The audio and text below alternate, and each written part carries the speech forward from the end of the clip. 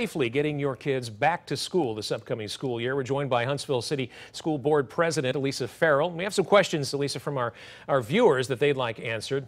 The first one here is the virtual academy we mentioned earlier. The deadline extension was announced during the school board meeting last night. That meeting was held on Zoom.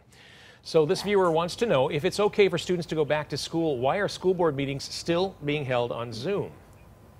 Well, as soon as we have children back in the building, we will be live and in person. Once we're back at Mertz, we're going to have to socially distance everyone that's in there, which will preclude a lot of the public from attending if they want.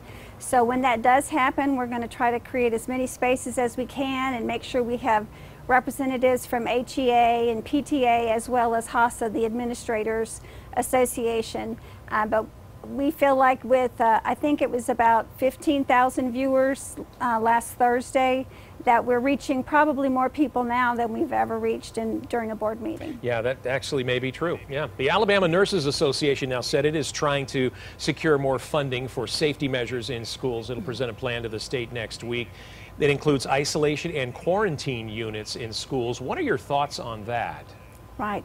Well, that's what we're doing with our school nurses. We're having 2 waiting rooms, just like several pediatricians have, for well patients and sick patients.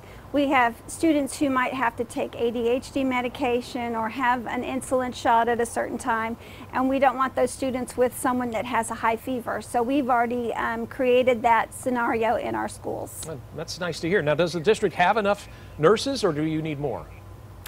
You can never have enough nurses, but we do have a nurse in every single school. All right. Well, we're not done with this discussion. In just a few minutes, we'll ask some more questions from you at home, including ones that could impact your wallet. Stay with us. We'll be right back.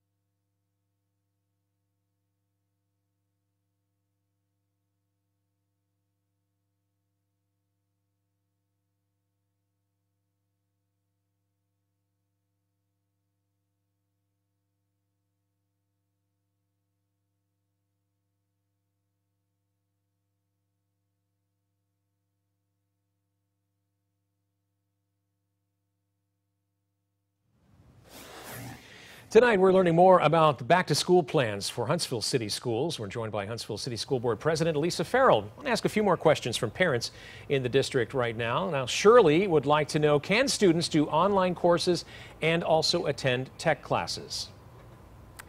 Yes, those are part of the umbrella that we've put in place for athletics and extracurricular.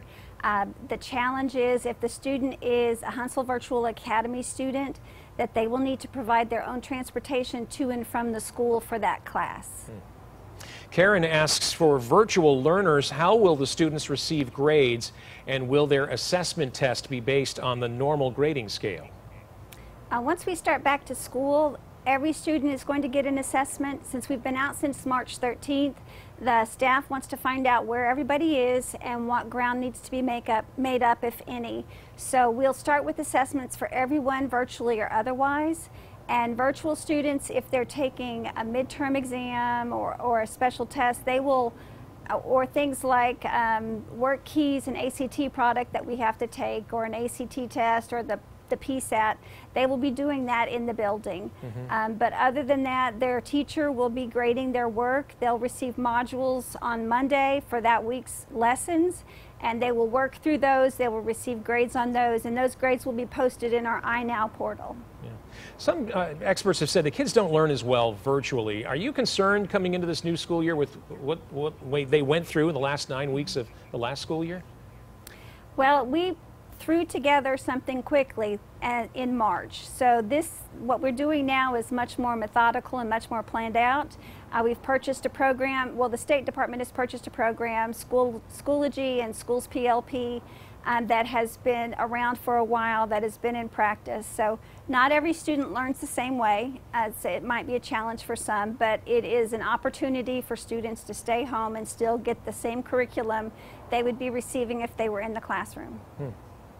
Well, we've asked a lot of questions tonight. What are some of the things that the district is asking from parents to make this process go a little smoother? Right.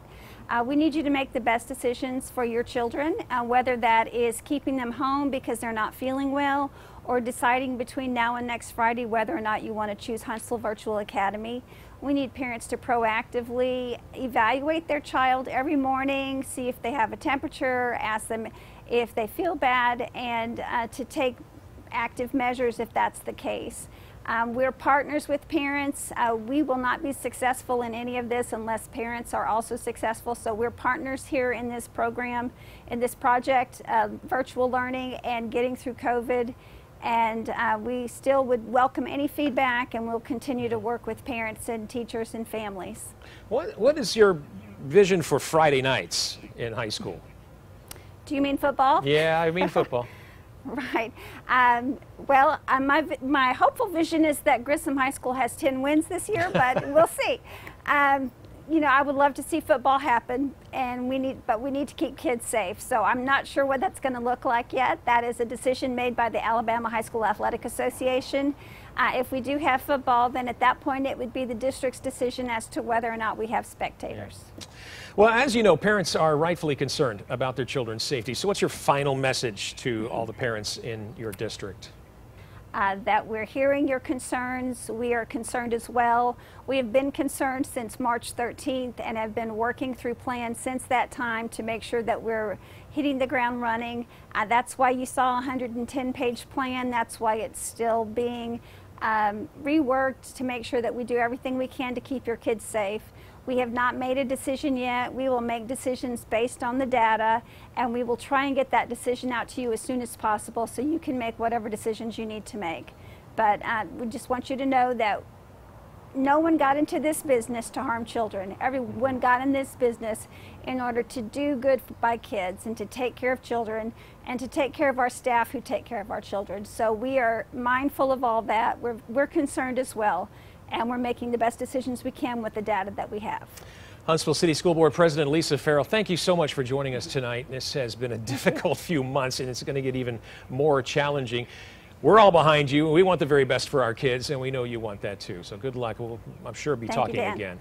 All right, take care. For 24/7 coverage you can count on, local news, breaking news.